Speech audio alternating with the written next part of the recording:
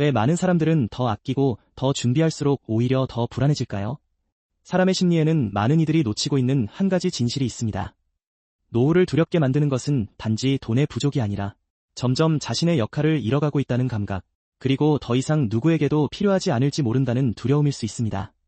이 영상은 단순히 노후 준비나 경제 이야기를 하는 영상이 아닙니다. 왜 어떤 사람은 은퇴를 절벽처럼 느끼고, 왜 어떤 사람은 새로운 인생의 문처럼 받아들이는지, 그 차이를 심리학의 시선으로 깊이 있게 들여다봅니다. 영상을 끝까지 보고 나면 왜 어떤 사람들은 상처를 받고도 쉽게 말하지 못하는지, 왜 나이가 들수록 외로움이 더 깊은 불안으로 이어지는지 조금은 다르게 보이실지도 모릅니다.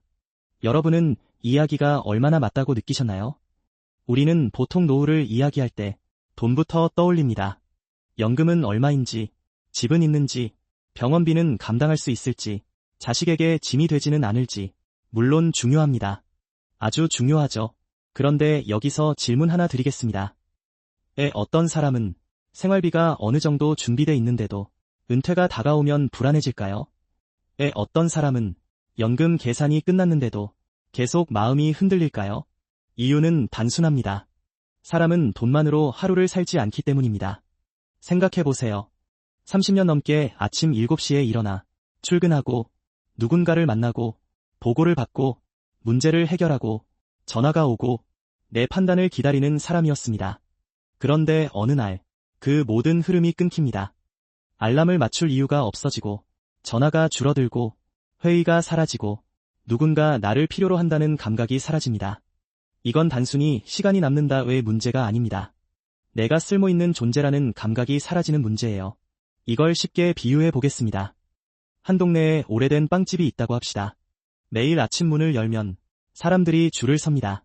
동네 사람들은 그 빵집의 냄새로 하루를 시작하고 주인은 그 흐름 속에서 자기가 이 동네에 꼭 필요한 사람이라는 걸 느낍니다. 그런데 어느 날 갑자기 문을 닫아야 한다면 어떨까요? 처음 며칠은 쉴 수 있어서 좋을지 모릅니다. 하지만 시간이 지나면 이렇게 묻게 됩니다. 이제 나는 뭐지? 나를 찾는 사람이 아직 있나? 나는 아직 누군가의 하루에 필요한 존재인가?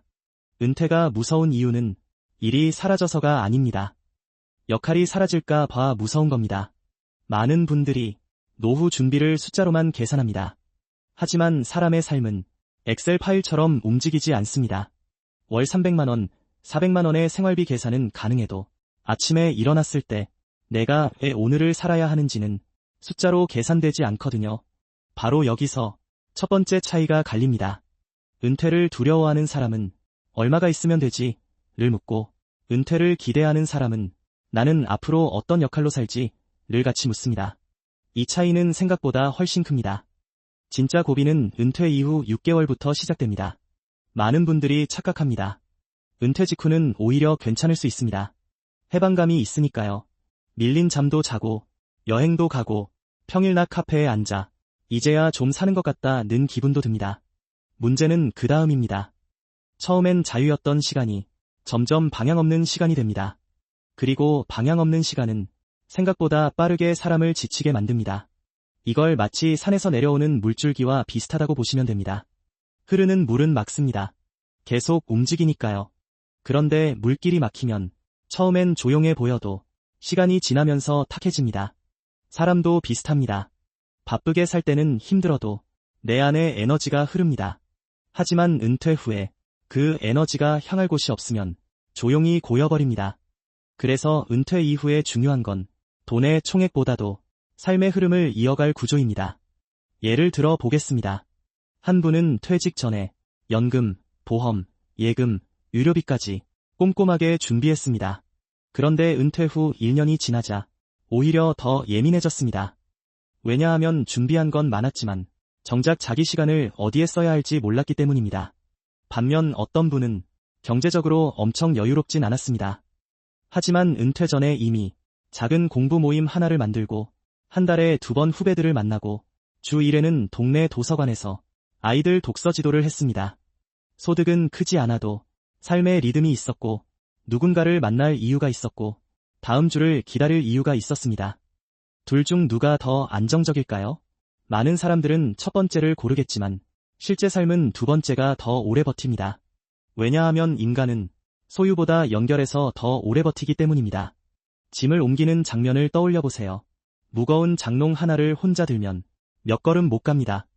하지만 두 사람이 양쪽에서 잡으면 훨씬 멀리 갑니다. 노후도 똑같습니다. 돈이 장롱의 무게를 줄여주진 않습니다. 대신 사람과 관계는 그 무게를 함께 들어줍니다. 여기서 중요한 포인트가 하나 더 있습니다. 사람들은 외로움을 그저 감정 문제라고 생각합니다. 하지만 외로움은 생각보다 훨씬 현실적인 문제입니다.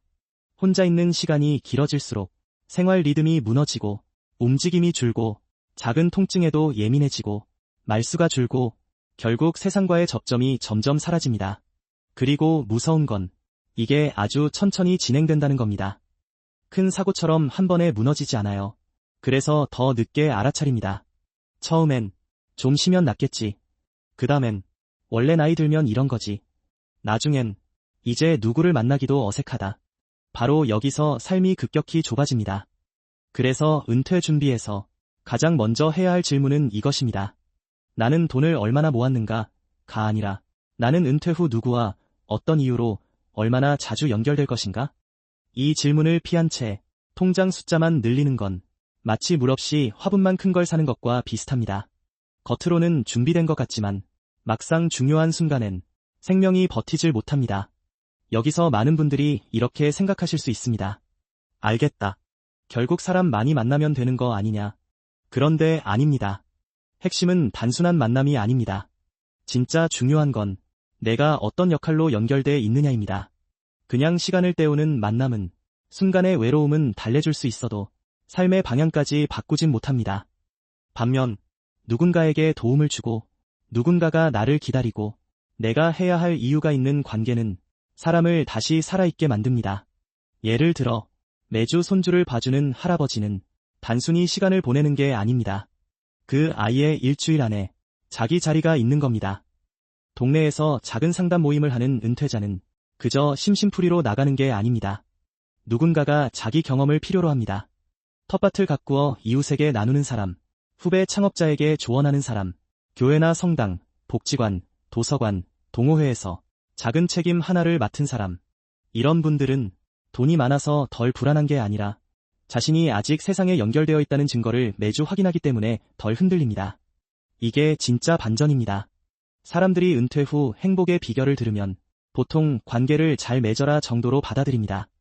하지만 더 정확히 말하면 쓸모를 느낄 수 있는 관계를 미리 만들어라가 맞습니다.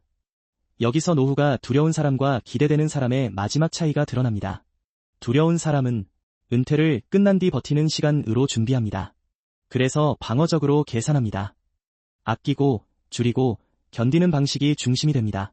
반면 기대하는 사람은 은퇴를 다른 방식으로 다시 쓰는 시간으로 준비합니다. 그래서 연결을 만들고 역할을 찾고 자기 경험이 쓰일 자리를 찾습니다. 같은 24시간인데 한 사람에게는 공백이고 다른 한 사람에게는 확장입니다. 그리고 이 차이는 은퇴 당일에 갑자기 생기지 않습니다. 퇴직 6개월 전, 아니 어쩌면 그보다 더 먼저 이미 시작되고 있었던 겁니다. 그래서 지금 이 영상을 보고 계신 분들께 꼭 드리고 싶은 말이 있습니다. 노후 준비를 돈만으로 끝내지 마십시오. 연금표를 정리하셨다면 이제 사람표도 정리하셔야 합니다. 내가 자주 연락하는 사람은 누구인지, 내가 정기적으로 갈 곳은 어디인지, 내가 도와줄 수 있는 일은 무엇인지, 내 경험을 필요로 할 사람은 누구인지 이걸 적어보셔야 합니다. 통장은 노후의 바닥을 지켜주지만 관계와 역할은 노후의 온도를 지켜줍니다. 그리고 사람은 바닥만 있다고 살 수 없습니다. 온기가 있어야 삽니다. 결국 은퇴가 무서운 사람과 은퇴가 기다려지는 사람의 차이는 재산의 많고 적음만으로 설명되지 않습니다. 진짜 차이는 세 가지입니다. 첫째, 돈만 준비했는가? 아니면 역할까지 준비했는가? 둘째, 건강만 관리했는가? 아니면 사람과의 연결도 관리했는가? 셋째, 은퇴를 끝으로 생각하는가? 아니면 새로운 방식의 시작으로 보는가? 노후는 통장 잔고로만 결정되지 않습니다. 어쩌면 마지막에 사람을 버티게 하는 건 내가 아직 누군가에게 필요한 존재라는 감각인지도 모릅니다. 그래서 여러분께 질문 드리고 싶습니다. 여러분은 지금 노후를 위해 돈만 모으고 계십니까? 아니면 앞으로의 나를 기다려줄 사람과 역할도 함께 준비하고 계십니까? 댓글로 여러분의 생각을 남겨주세요. 여러분이 생각하는 행복한 노후의 가장 중요한 조건은 무엇인지 함께 이야기해보면 좋겠습니다. 이 영상이 도움이 되셨다면 좋아요와 구독으로 함께 해주시고, 다음 영상에서는 은퇴 후 가장 빨리 무너지는 사람들의 공통된 습관과 반대로 삶의 활력을 끝까지 유지하는 사람들의 생활 구조를 더 현실적으로 다뤄보겠습니다. 감사합니다.